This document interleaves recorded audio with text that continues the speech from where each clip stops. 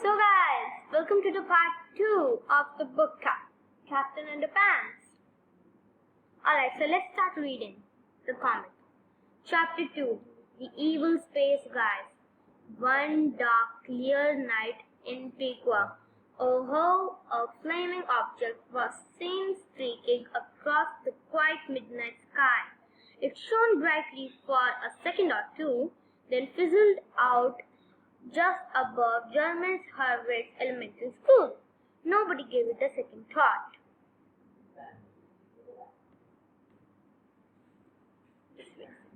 The next day, everything seemed pretty normal. Nobody noticed anything different about the school. Nobody paid any attention to the roof. And of course, nobody looked up and said, "Hey, what's that big spaceship thingy doing on the roof of the school?" Perhaps if they had, the horrible ordeal that followed might never have happened. And you wouldn't be sitting here reading about it right now. But they did. It did, and well, here we are. What the heck? Aliens? As we can all plainly see, there was a spaceship on the top of the building, and inside the spaceship were three most evil, hideous, and merciless spacemen ever to see foot on the roof of a small midway elementary school. Their names were Zork, Klax, and Jennifer. Their mission? To take over planet Earth.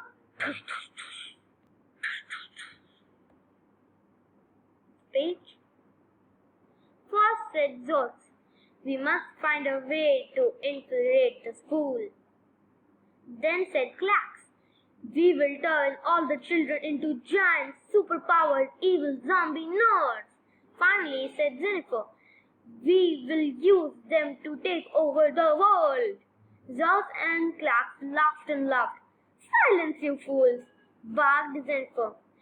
If our plan is to work, we must wait until it's narratively convenient.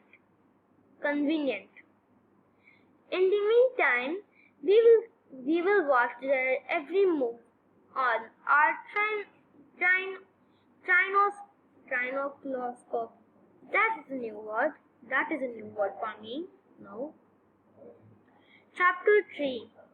Early that same morning, George and Harold were sitting in their 10:15 a.m. science class making silly noises. Meow, said George, mewed softly without moving his lips. You mean like this? Meow. And growled Harold without opening his mouth. There it is again, exclaimed their science teacher, Mr. Fred. I distinctly heard a cat and a dog in here. We didn't hear anything, said the children, trying not to laugh. I must be hearing things again, said Mr. Fred, worried.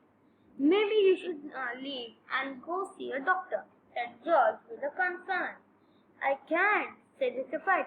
Today is the day of the big volcano experiment. The children all groaned. Mr. Fred's experiments were usually most idiotic things on the earth. They almost never worked and were always boring. But today's experiment was different. Mr. Fred brought in a large fake-looking volcano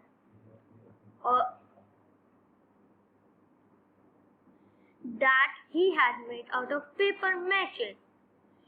He filled the volcano with a box of ordinary baking soda. Baking soda is also called sodium bicarbonate, exclaimed Mr. Fred. Oh God, this is boring for me too. This class. Meow. Said Mr. Fred. Did any of your children just hear? Oh, never mind. Mr. Fred opened a bottle of clear liquid Now watch what happens when I pour vinegar into the baking soda, he said. Meow. The children watched as tiny volcano started to rumble. Soon a large globe of foamy goop spurted out the top. The goop poured over the desk and dripped onto the floor, creating a huge mess. Oops, said Mr. White. I guess I used too much baking soda. Actually, I also did this experiment, in my science kit. I put 1 spoon of some baking soda and some vinegar, almost 2 spoons, and I put some red food color, and I actually saw the volcano erupting. It messed when I did it too. George and Harold were stunned. How did you do that? Asked Harold. Well, said Mr. Five, the vinegar acts as a liberating agent, which releases the gaseous carbonate radical element of the sodium bicarbo. Said Mr. Five. Paused. Excuse me, children. I've got to go and see a doctor. Mr. Five put on his coat and hurried out the door. George and Harold got up and studied the messy volcano experiment with great interest. Are you thinking what I'm thinking? Asked George. I think I'm thinking what you're thinking, said Harold. Chapter 4. The Setup. After school, the 2 boys raced to George's house and got down to business. George and Harold sat down and began creating a bogus cupcake recipe. We'll just add a box of baking soda and a bottle of vinegar to this recipe, said George, and whoever makes these cupcakes will get a big surprise. Let's add 2 boxes of baking soda and 2 bottles of vinegar to this recipe, said Harold. That way, they will get even bigger surprise. Good idea, laughed George. Next page. Chapter 5. Mr. Krabs' Crispy Cupcakes.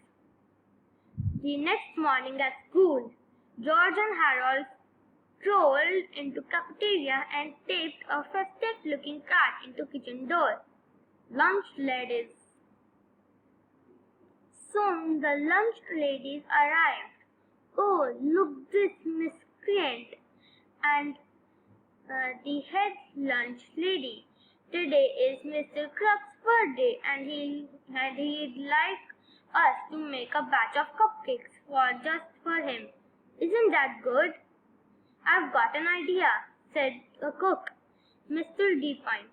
Why don't we surprise him and make cupcakes for the whole school? Good thinking, said Mr. Creant. Let's see now. This recipe serves 10 and they have about 1,000 students in faculty in the school. So we'll need 100 eggs, 150 cups of flour, 200 boxes of baking soda, 7 quarts of grain food coloring, 50 sticks of butter, 150 cups of sugar, and let's see. Oh yes, 200 bottles of vinegar. Oh gosh, that's a lot. Mr. Krabs' Crispy Cupcakes ingredients: 1 egg, 1/2 cups of flour, 2 box baking soda, cup sugar, stick butter, green food coloring, bottle vinegar. Mix 10 cupcakes. Directions: mix flour and sugar with baking soda and egg. Melt butter, pour into mixture, stir in food coloring. Now add vinegar. Mix well, put into cupcake thingies. Bake at 45 degrees for 3 hours. The lunch ladies curled about gathering everything they needed. They dumped the eggs, food coloring, milk, and baking soda into large vat and began to mix thoroughly. Then somebody poured in the vinegar. Chapter 6. What happened next? Note: please shake this book. Please shake this book back forth uncontrollably. when you read the following word. Also, shut it out as loud as you can. Don't worry, you won't get in trouble. Kabloosh! Chapter 6 by 1. Chapter 6, 1 by 2. Here comes the glue. Alright guys, so we will meet in the part 3 of this book. Bye!